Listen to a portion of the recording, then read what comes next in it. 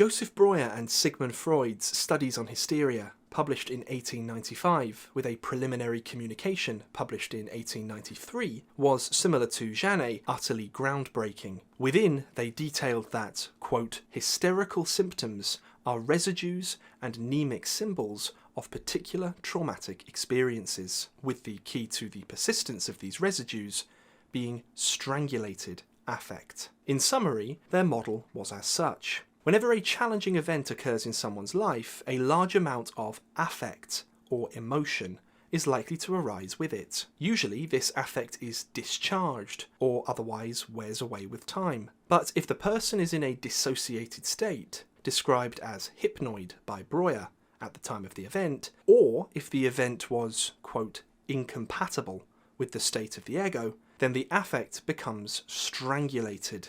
By this, they meant that the affect is not released or processed via the usual means, but rather becomes attached to the memory of the event, which is subsequently cut off from consciousness. This affect-charged memory subsequently manifests itself in hysterical symptoms, which can be understood as mnemic symbols, with mnemic meaning related to memory. To remove the symptoms, Freud and Breuer used hypnosis to dissociate the patient and suggest to them that they will remember the originating memory. Upon apparently doing so, the patient would experience a large abreaction of affect, and the hysterical symptoms were cured as a result. Freud stated in 1909 that soon after the studies on hysteria, he dropped hypnosis completely. His reasoning was as such, quote, when I found that, in spite of all of my efforts, I could not succeed in bringing more than a fraction of my patients into a hypnotic state, I determined to give up hypnosis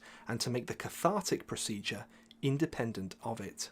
In other words, Freud is admitting that he was not very good at hypnosis. To be honest and fair to Freud's position on this, he does continue, quote, it is only if you exclude hypnosis that you can observe resistances and repressions and form an adequate idea of the truly pathogenic course of events. Hypnosis conceals the resistance and renders a certain area of the mind accessible, but as against this, it builds up the resistance at the frontiers of this area into a wall that makes everything beyond it inaccessible.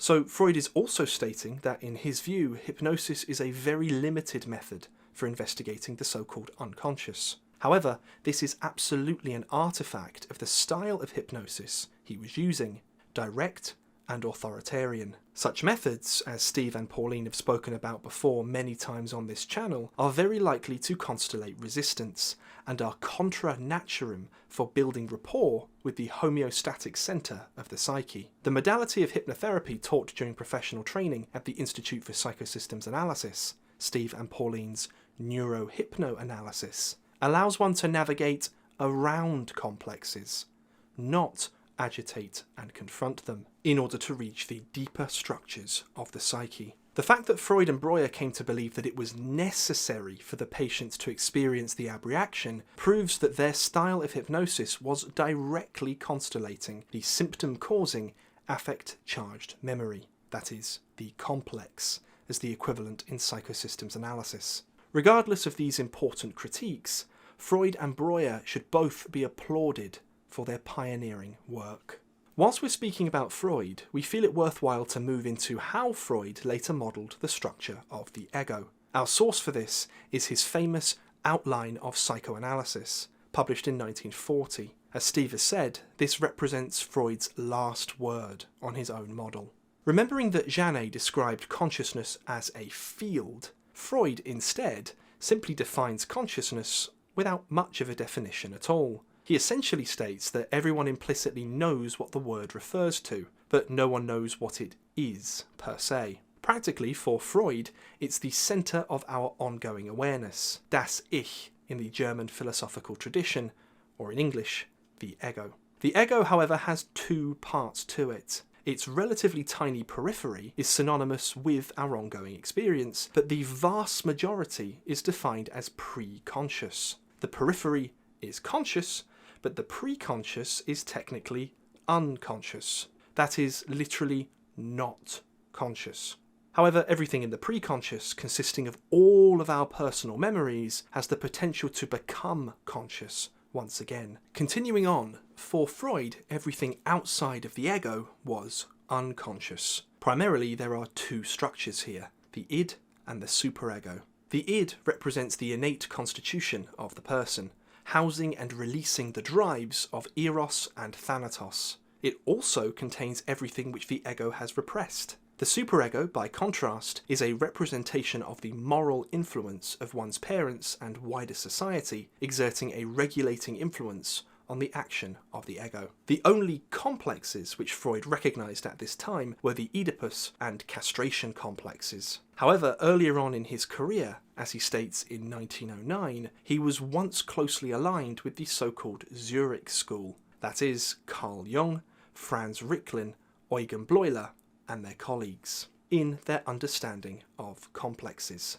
Freud had already developed his method of free association by then, but syncretized it with the Zurich school's description of, quote, a group of interdependent ideational elements cathected with affect, being a complex. As Steve Richards writes in the 44th bulletin of the peer-reviewed journal Neuropsychoanalysis, quote, the post-1912 split between Freud and Jung saw Freud drawing back from his previously qualified acceptance of Jung's model of complexes, whilst retaining the Oedipal and castration complexes, and Jung moving away from an emphasis on instincts in favour of his expanded biological and metapsychological construct of archetypes. Both Freud and Jung progressively distanced themselves from the work of Pierre Janet, and in so doing overlooked developments that would lead to the psychosystems analysis understanding of the Janean dissociation of consciousness, hypnosis, and the mind-body superpositioning of informational states as extended fields of consciousness, amenable to therapeutic intervention and change.